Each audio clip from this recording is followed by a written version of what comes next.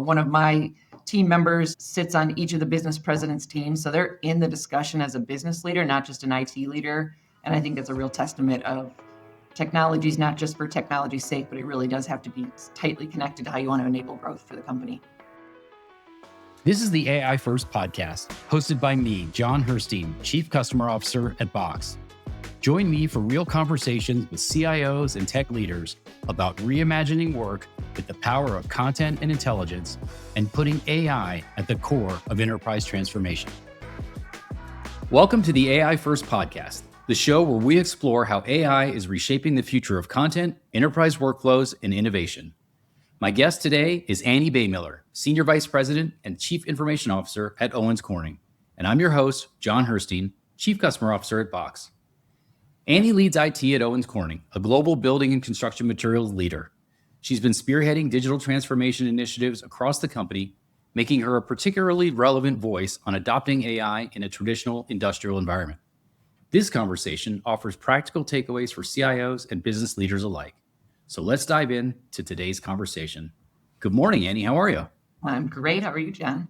I am doing really, really well. I would love to start with you just giving folks a little bit of a background on you, your role, and the scope specifically that you're responsible for.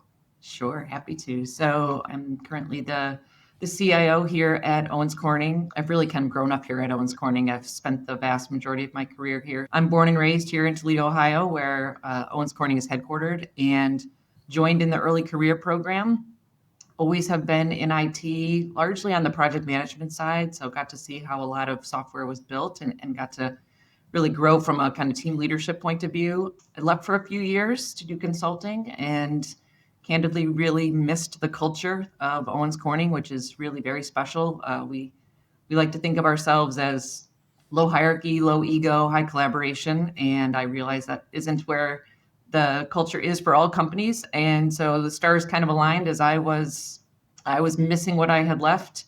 My predecessor in the role was building his leadership team as he became CIO. And I have been back now for 10 years and 3 years in the role as CIO. So I'm really accountable for all things IT, right? All things technology globally. So we have a very global team. We kind of talk of ourselves as kind of small but mighty. And we've grown significantly with a recent acquisition in the IT team has grown, which has been great. We've gotten some new perspectives, new capabilities, new talent who have joined us from Masonite, the doors company, which we purchased a few years ago. And yeah, collectively, we lead all things from security to digital to AI to enterprise applications. And recently, the operational technology, so the technology in our facilities, is rolled into my scope as well. It definitely seems like there's been a shift, and probably you've seen it throughout your career, from IT just being, a utility, keep the lights on, keep the network running, that sort of thing, to, as you said, really a key part of transformation and change and driving business value. Have you definitely seen that throughout Absolutely. your career? And I'm really proud of Owens Corning in that I don't think, at least in my tenure, at least from kind of being more of a leadership role, there was never a fight to get a seat at the table. The seat was always open. And I think that's a testament to our executive committee of, while I think the clarity of how we add value is becoming more and more, but there was always good acknowledgement of, we know technology is an enabler. We know technology is going to help us drive the strategy. We do a long range plan every year. And I remember years ago, each of the businesses did their long range plan, and then I did the digital long range plan. And I remember thinking, it's going to be really cool someday when there isn't a digital long range plan, because It just sits inside all the business plans, and we're there. And one of my team members sits on each of the business president's teams. So they're in the discussion as a business leader, not just an IT leader. And I think that's a real testament of technology is not just for technology's sake, but it really does have to be tightly connected to how you want to enable growth for the company. So where do you see the biggest opportunities for AI to start to transform how specifically industrial companies operate?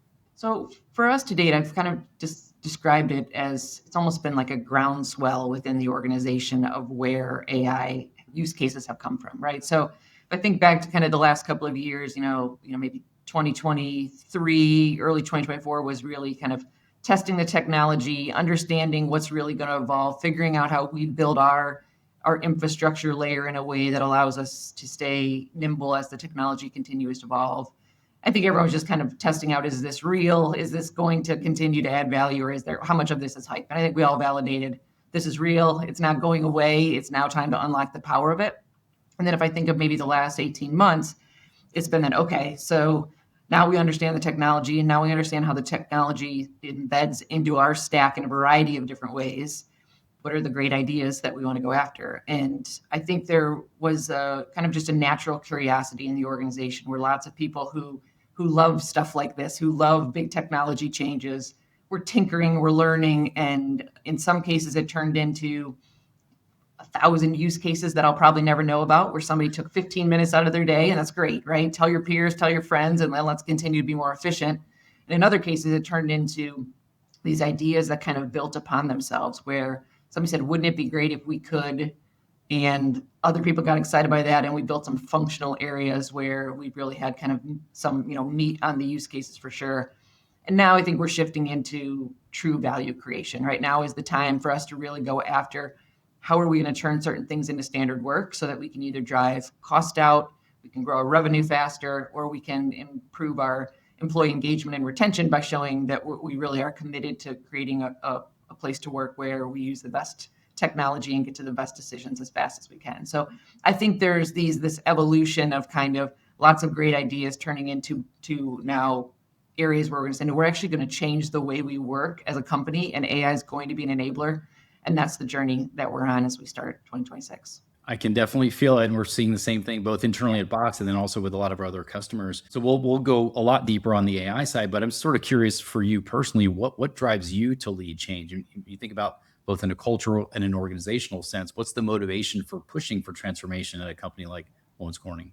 Personally, I love change. I get bored when things are too static over time, but I find that for me, the best way to lead change is to drop breadcrumbs along the way. And that's what we've been trying to do for the last, 18, 24 months with AI, is just keep it front of mind, keep it relevant, share little stories that are examples of someone winning and them feeling the benefit of it. Because as any large organization, there's pockets of people that love it and are excited. There's pockets of people that are afraid, not just for what it's going to do to the industry, but just that they're not going to keep up and that it's going to be too hard and it's going to feel very different than how they're used to working. So taking the mystery out of it and taking the fear out of it by trying to just keep it as simple and practical as possible.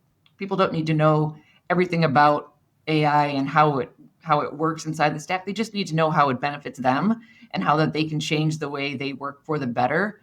And so for me, that's what the fun of change is watching little light bulbs go off for people and watching people who were maybe very uncomfortable become a bit more comfortable. And then I think you just get a natural momentum, right? And it's fun for us this year too, is our senior leaders, like from our CEO, are very excited by the power of this. And so that energy and enthusiasm and really encouraging the organization to take a moment and think about how you work and think about where we could take waste out and where we could get to more efficient and better decision making.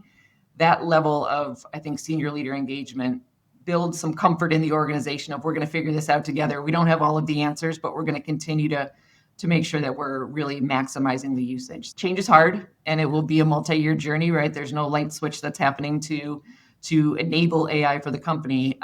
But I think it will be a really powerful couple of years as we start to reimagine the business processes with AI. Yeah, totally agree. And you mentioned this idea of breadcrumbs. I'm sort of curious how many of the breadcrumbs are coming from that, where individuals are saying, oh, I found this kind of interesting capability personally that I think I can now apply at work, versus how much of it is more top down, you and other leaders driving initiatives and then leaving those breadcrumbs for others to follow. To date, definitely been the groundswell of ideas of people. Yeah, it's fascinating. Like I said, I love that there's a million things happening that I don't have to be pushing and I don't have to be, trying to tell the story around. Because if all the great ideas are going to come from me, we're going to be short quite a few great ideas, right? So, but I think as you watch, like one of the things we use from change management, which is I have just loved, is we do these sessions called AI in action sessions, and I jokingly say, think of it as kind of your 7th grade science fair, to the max, right? And what we do is we do it both virtually and physically, but in the physical space here in our headquarters and some of our other big hubs, We have people with their poster board, and they describe what their idea was, how they turned it into something with the help of either their peers or with my team from a technology point of view. And here's the value that is being created, right? And sometimes the value is minutes and hours. Sometimes the value is significantly bigger. And sometimes the value is even just around employee engagement and feeling empowered by the technology. And then we open the space up and people walk through and ask questions. And it's just a great way for me. That's like breadcrumbs to the max, right? Is if you leave there feeling like, wow, I could go do something like that, or I should call that person and figure out how I enable what they're doing for themselves or their team, makes it way less scary. And it starts to just show that we're taking pragmatic steps forward, but that ideation and thinking out to the future and being comfortable saying, what if, or could I, it's really powerful, right? I think it builds this true groundswell of energy and enthusiasm. And because of that, I think it has encouraged and excited our senior leaders. And now when I talk about that engagement, now we're kind of flipping that over now and saying, okay, from the top, we do want to say, we want you to reimagine how you work. We want you to think about business processes that we know have waste in them, that we know have too many manual touches. And let's think about how we reimagine them with AI and with automation and with more predictive analytics. And so that's the call to action going forward for the next couple of years is let's truly, break some dishes and put it back together in a new way with some of these capabilities. And it's going to be fun. I'm excited. I love that idea of the AI in action sort of science fair, setup. I'm just sort of picturing your deputy CIO running down to Kinko's at 2 a.m. to buy some trifold poster boards. You're not far off. So what are some of the coolest ideas you've seen coming out of that? And have any of them started to make their way into true kind of production? Yeah.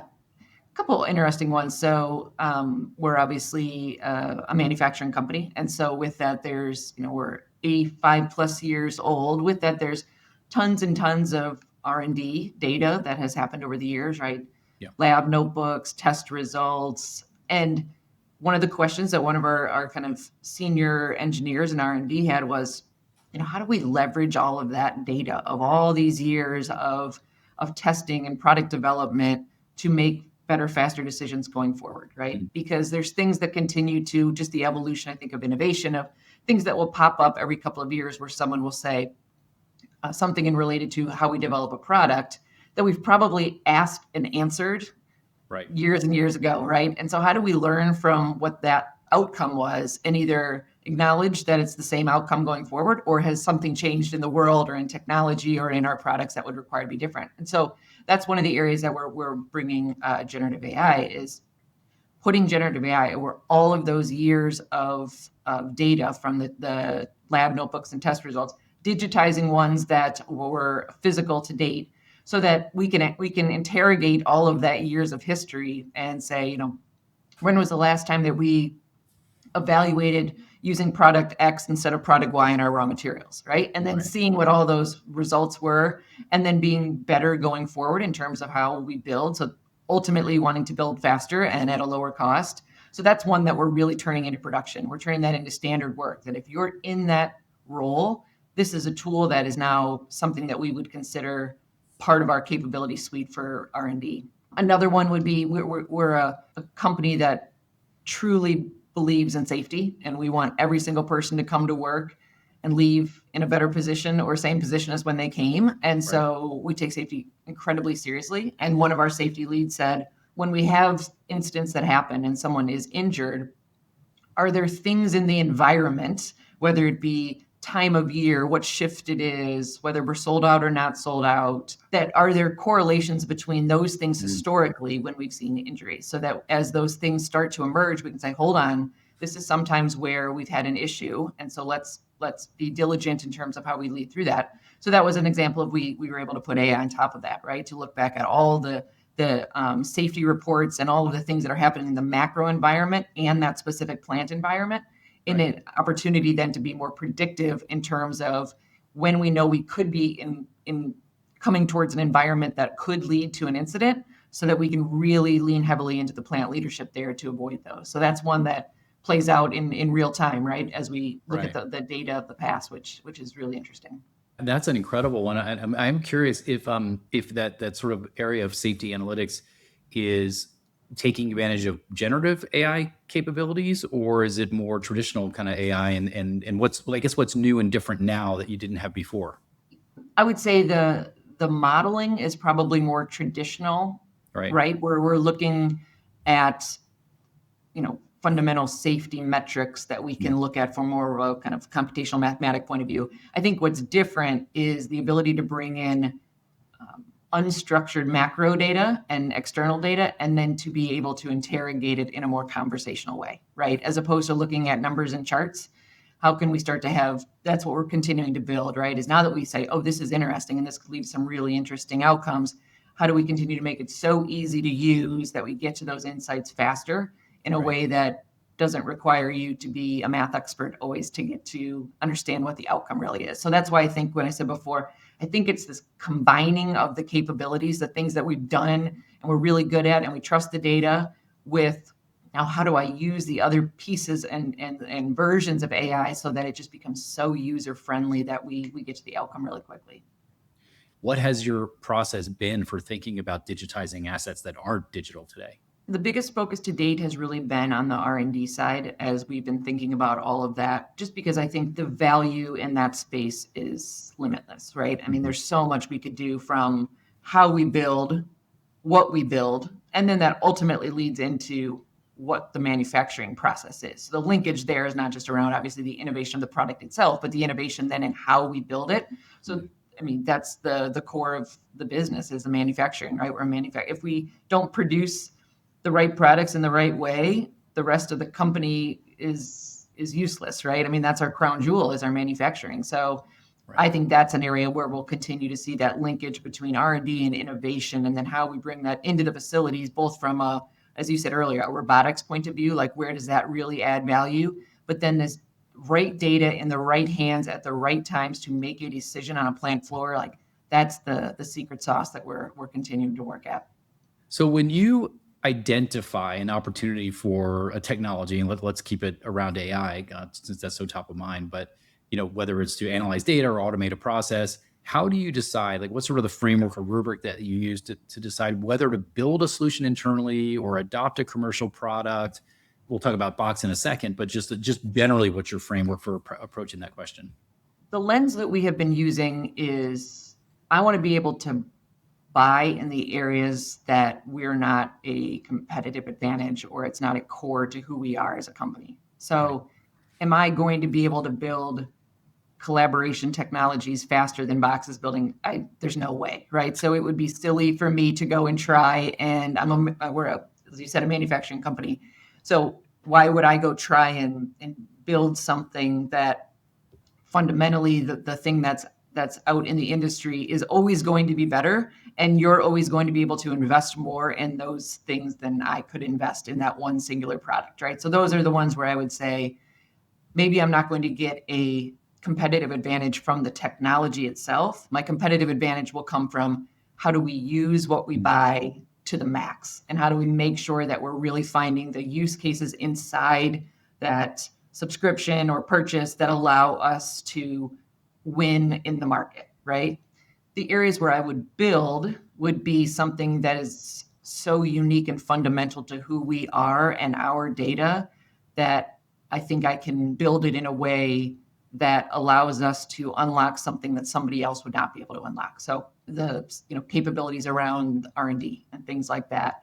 Right. That's an area where our data is so unique to us, and we know inside that data what really could add value, different than I think anybody in just the tech industry would know, because it's who we are as a company. Those are the areas where I think the build gets really interesting, because we can tune it and we can train it and we can utilize it in a way that only we really understand, that allows it to be a competitive advantage. So that's a significantly smaller scope, right, of the build, where there's the buy piece that, I think there's a couple different pieces inside that too, where there's the areas like Box, there's areas like Copilot where there's going to be hundreds and hundreds of use cases that I'll never know, right? And that's just a call to action for everyone in the company.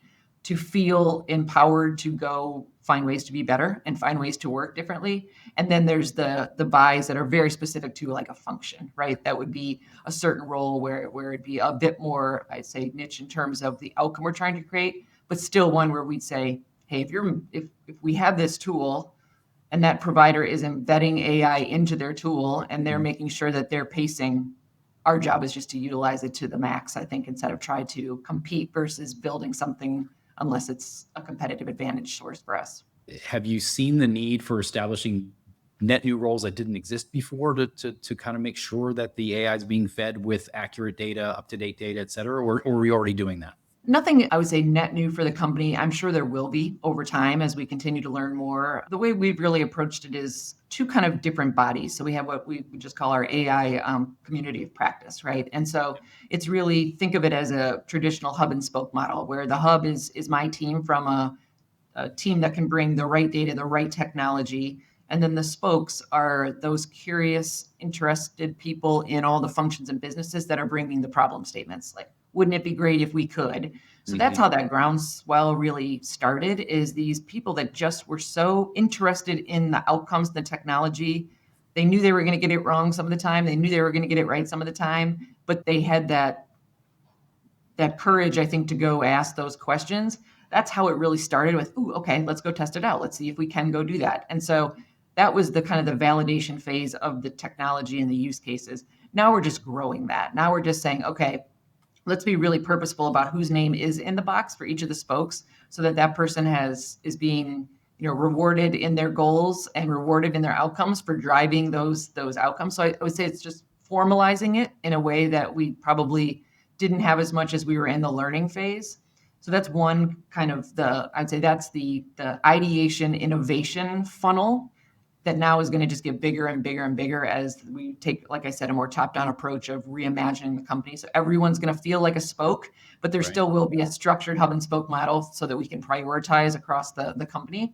And then the second group is what we call a responsible AI group, which is the group that takes those ideas before they would move too far into evaluation or build and make sure we're doing the right thing in the right way. So that's our IT security, our data architecture, our legal with representing each of the regions, since data privacy and residency laws are different across the world. And so they're the ones that look at that and say, is this the right thing to do with the resources that we have? And make sure that we're always got a human in the loop as we're building and even deploying. So those kind of two governing bodies and ideation bodies have been kind of the structural pieces that are in place.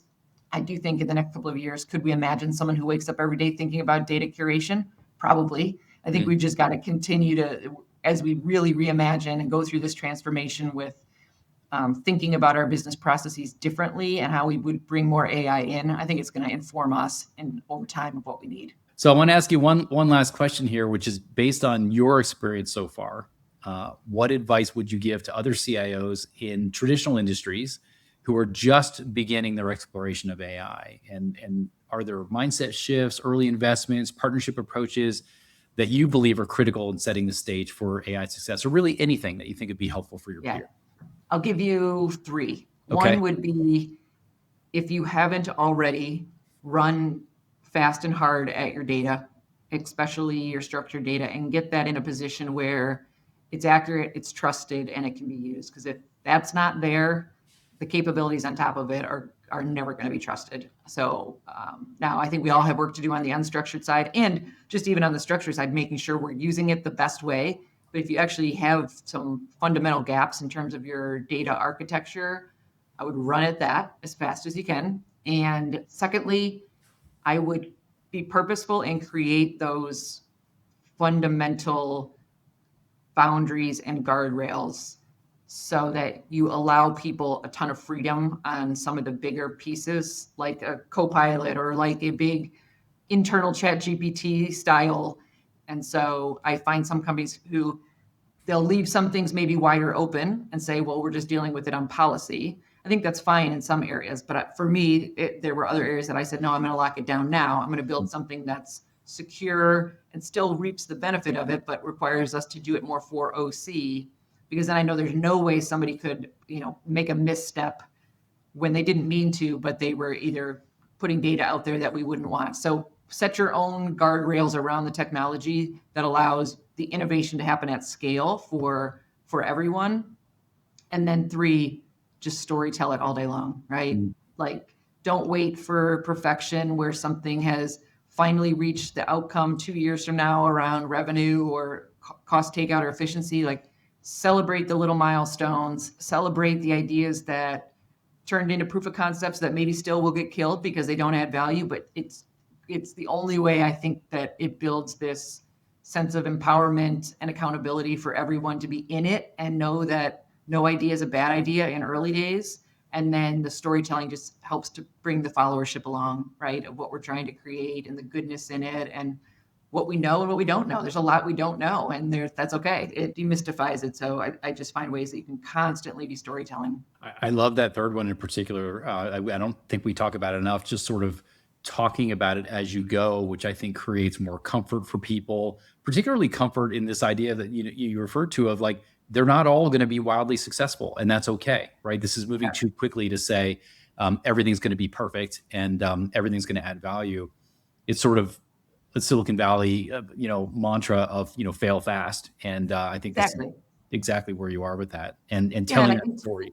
Sometimes when too much time goes by and people don't hear the evolution of the space, right? I think there is a natural ability to say, well, something interesting must be happening, and they'll bring it to me when it's done, and then I will begin using it. And I just think that's not how this is going to work, right? I think there's going to be some of those where we're going to say, yeah, we are going to build a new capability set for this role or this function. But I also think we need 25,000 great ideas every day of how the processes can be reimagined at the doer level, at the connection level, that I'm never going to go identify. I need the people who live it every day to say, this is wasteful. Wouldn't it be interesting if I could do it a different way? Or, man, I wish I had this data at my fingertips that I could, use in my decision-making process. And then how would I automate my decision-making process? And so if there's too much mystery and space between talking about certain things, right, I think it pushes people back to the bench waiting to be called on versus,